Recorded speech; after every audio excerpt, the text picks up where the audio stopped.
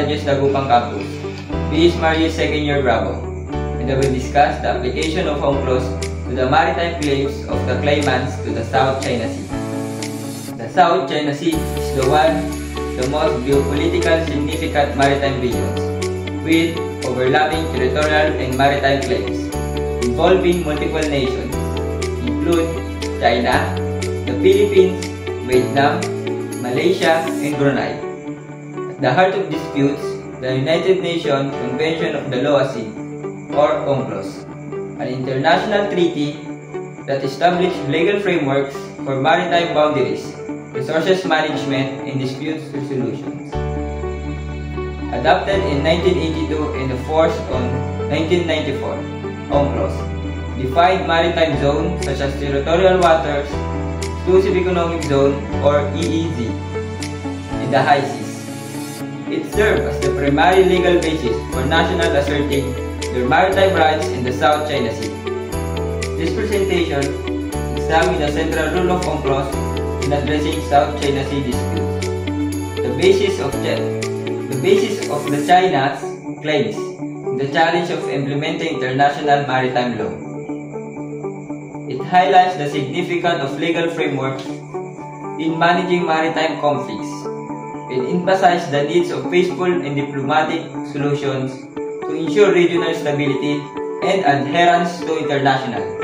The South China Sea disputes involve multiple claimants, including China, the Philippines, Vietnam, Malaysia, and Brunei, and other competing over maritime rights and sovereignty. The United Nations Convention of the Lower Sea, or UNCLOS, plays a central role in addressing these claims. So, why UNCLOS has a central role in addressing these claims? Because the provision of UNCLOS define the maritime zone such as territorial waters up to 12 nautical miles, exclusive economic zone or EEZ up to 200 nautical miles, and the high seas. It also established mechanism for resolving disputes and ensure freedom of navigation.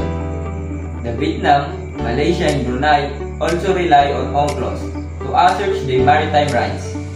Vietnam claims sovereignty over the parcel in Spratly Islands, while Malaysia and Brunei focus to their EEZ, which extend for their coastlines. UNCLOS provide them with the legal basis to contest China's expansive claims. Why China claims most of the South China Sea? China's 9-dash line. China claims the most South China Sea using its 9-dash line, based on historical rights. However, UNCLOS does not recognize historical claims unless tied to sovereign land features. Artificial land built by China cannot generate maritime rights under UNCLOS. The 2016 Permanent Court of Arbitration ruling. The Philippines challenged China's claims at the Permanent Court Arbitration, or PCA. The tribunal ruled that China's 9-dash line has no legal basis under UNCLOS and invalidated its expansive claims. China's rejected the ruling, creating tension over enforcement. Challenge in implementation. While all claimants are UNCLOS signatories, enforcement remains difficult. Major powers like China often prioritize domestic law or geopolitical strategies over international rulings, undermining UNCLOS effectiveness. UNCLOS provides a legal framework for resolving disputes in the South China Sea, but face challenge due to conflict interpretations and non-compliance by powerful states like China. The dispute highlights the limitation of international law in managing complex geopolitical conflicts.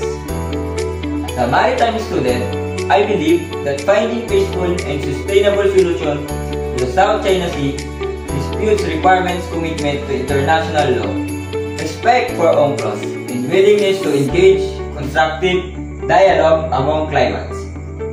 The future of South China Sea depends on commitment of all nations to uphold the rule of law in peaceful resolution of disputes. Thank you for your listening and watching.